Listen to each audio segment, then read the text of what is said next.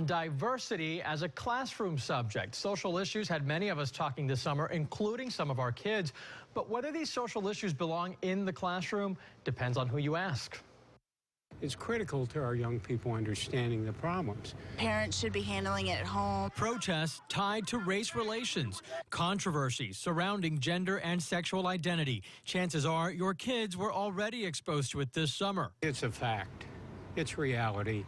Anything that's real should be talked about. Grandfather of 9, Martin Silbiger, believes these are learning opportunities for the classroom, but fellow Tampa resident Tara Stryker sees them as distractions. I don't think these kind of issues should be interfering with children's education in the classroom. Hillsborough schools explain current events do not affect the African American Studies program, and LGBT topics are not studied because they aren't part of the Florida standards. In Pinellas, schools address the subjects in special programs led by Community Tampa Bay that require parent permission. We know that students are talking about these things and it is important to them. Still, they are touchy topics, especially for different age groups. While he doesn't want it discussed with his third grader, Theodore Thomas sees the value for high school students. They'll get to learn how to treat others and be productive citizens. For now, these are issues mostly discussed at home and in out-of-class workshops.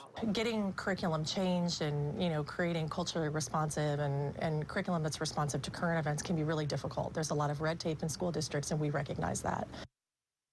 Well, all the way across the country, California just included LGBT education in its curriculum.